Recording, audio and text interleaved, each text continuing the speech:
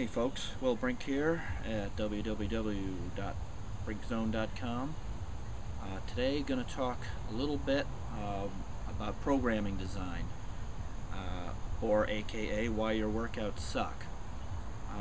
Obviously there's individual reasons why people don't make progress. There are a variety of smaller reasons or micro reasons why people don't make progress, from their diet to lack of rest and various things, but I'm going to cover some of the macro programming problems in people's programs and what prevents them from making ongoing progress.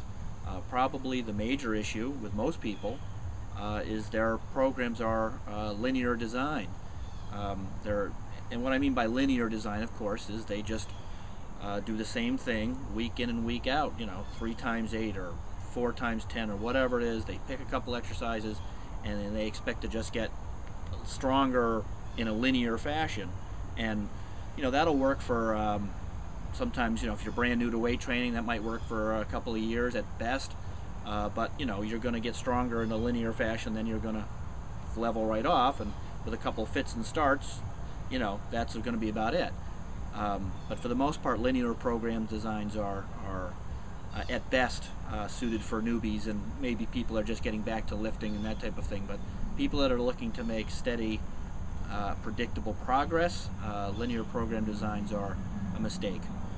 To that end, most of these programs also lack any detraining parts of their program. That is, they are linear, they just do the same thing year in, year out.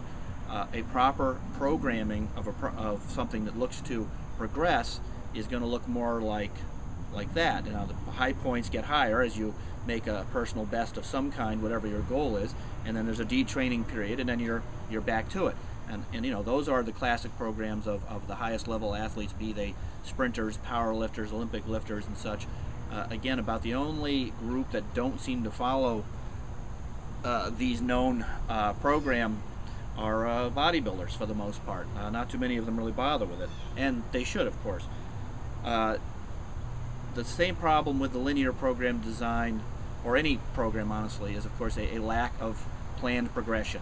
That is, specifically obtaining specific goals that you have set for yourself, be they lifts, be they body composition changes, whatever they are. But a lot of people I see go into the gym and they have absolutely no planned progress to their programs. I mean, it's just, I'm going to go in and lift some weights and do the best I can and hope for the best for the most part. But there's not much in the way of planning, whether it's I'm going to add 2% to this lift by this date or this next workout, and so on and so on and so on.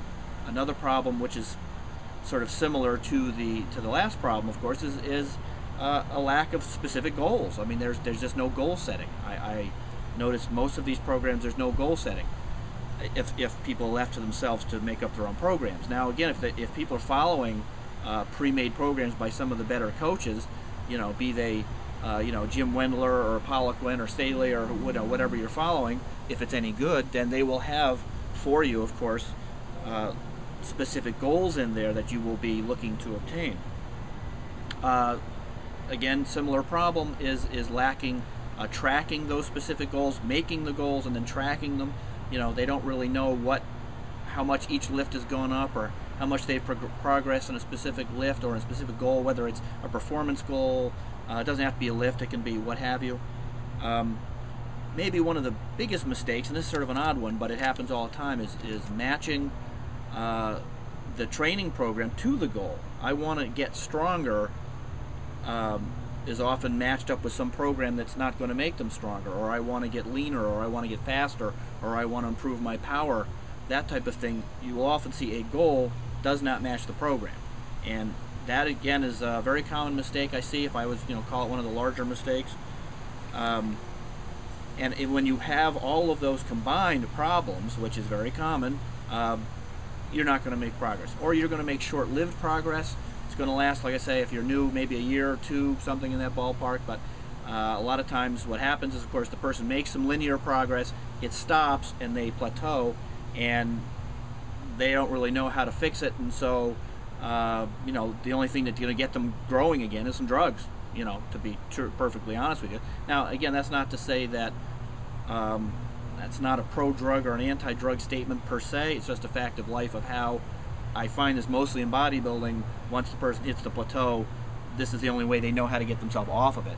And that is not to, again, compare drug use to one program or anything like that. It's just to say that you'll find a lot of athletes in other sports use the more modern approaches to their program design, where a lot of bodybuilders just, you know, fairly linear program designs, and fail to make the progress that they want as far as muscle mass and that type of thing, and they only know of one way to get out of it. So that's my basic discussion on the macro, larger picture issues of where people fail, generally speaking, in their programming, and where they should look to change that. There is an article on the Brink Zone that goes in a little more depth called Why Your Workouts Suck, and I also put out a free ebook to the same topic. And you need to look at different programs that cover different goals that change. Again, in these programs that are doing this, I mean, each one of those upswings may be a different program altogether. Maybe an off-season, on-season. Maybe one goal might be focused on for 12 weeks and then switching goals.